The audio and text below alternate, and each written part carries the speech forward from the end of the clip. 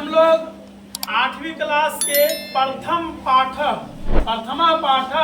मंगलम का पहला श्लोक पढ़ेंगे। ओम संगच्छध्वं संवदध्वं संभो मनासि जानताम देवभाग्यम अथा पूर्वे संजानाना उपासते।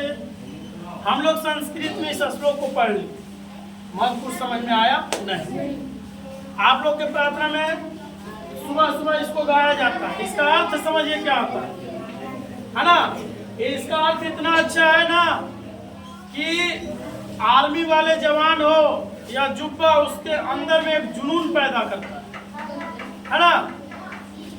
ओम संगच्छध्वं, ओम संगच्छध्वं, संघ के मतलब हम लोग जानते हैं कि संघ बने साथ साथ, अगर छद्म बनने चले, हम लोग साथ साथ चलें, कदम से कदम मिलाकर चलें। संवदध्वं, किसी भी प्रकार का कोई मामला हो तो उसमें हम लोग साथ साथ बोलें। किसी एक के बोलने से कोई परिवर्तन हो सकता नहीं है। जब तक हम लोग मिलजुल करके किसी चीज के प्रति आवाज नहीं उठाएंगे तब तक हमारा काम नहीं हो सकता। इसलिए कहा गया संवदध्वं, साथ साथ बोलिए। अगला है संभो मनासि जानितम्, साथ साथ चिंतन कीजिए।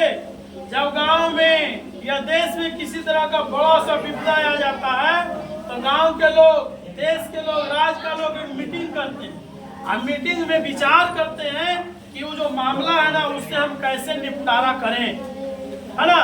गांव में देखते हो खाली पूजैया होता है तो गांव में पूजाई होगा, है ना। सद्भागवत कथा कराया जाएगा तो गांव के बुजुर्ग लोग इकट्ठा होते हैं, साथ साथ चिंतन करते हैं, मनन करते हैं, युवाओं को भी उसमें सम्मिलित करते हैं, युवाओं को भी करते हैं, सहयोग करना है हर तरह से, है ना। चिंतन करते हैं कि किस तरह से क्या प्रोग्राम होगा। हम लोग घर को भी चलाने के लिए चिंतन किया जाता है। बड़ा परिवार है, किसको कहाँ क्या करना है, कैसे खेती बाड़ी होगा, है ना। टोला मोहल्ला के लोग भी सप्ताह में 1 महीना 2 महीना पर एक जगह इकट्ठा होते हैं। कुछ लोग कहीं नाला साफ करना है, गांव की सफाई करना है, एक मीटिंग करके निर्णय लिया जाता है। गांव में किसी तरह का कोई दुर्घटना हो गया, किसी तरह का कांड हो गया तब कुछ लोग बैठ करके चिंतन मनन करते हैं, तर्क लेते हैं, ऐसा विचार लेते हैं जिससे सबका अच्छा से भला हो, सबका न्याय हो, किसी का पक्षपात ना हो।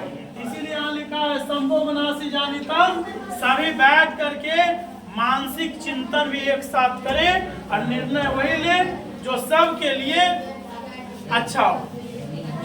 देवभाग्यम अथा पूर्वे, हमारे देवताओं, हमारे देवों, हमारे ऋषि मुनिगण जो पूर्वज में कुछ विचार बना करके गए, नियम बना कर गए, जिस नियम पर वो लोग चले उनका हमें अनुसरण करना चाहिए और अनुसरण करते हुए उस मार्ग पर चलने का प्रयास करना चाहिए, है ना।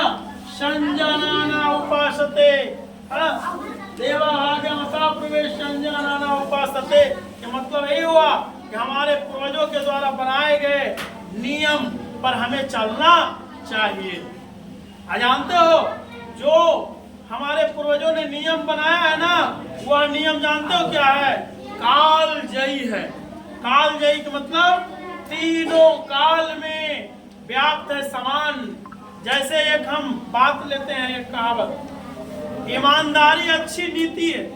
पता जो समय बीत गया उस समय भी ईमानदारी अच्छी नीति था, आज भी हम बोल रहे हैं ईमानदारी अच्छी नीति आज भी लागू हो रहा है, आने वाला समय में भी ईमानदारी अच्छी नीति है।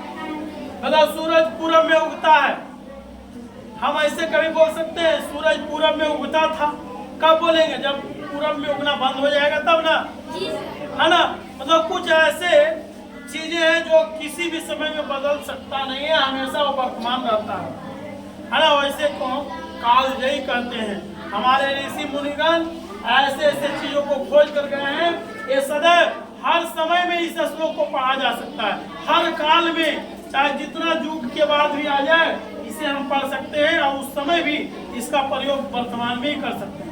बताओ, ओम संगच्छध्वं के मतलब साथ साथ चलें, संबद्धम के मतलब साथ साथ विचार करें, ये सब दिन बात बोला जा सकता है। ऐसे ही बातों को क्या कहा जाता है, काल जयी, है ना, ये इसका अर्थ है। चलिए इसी के साथ धन्यवाद।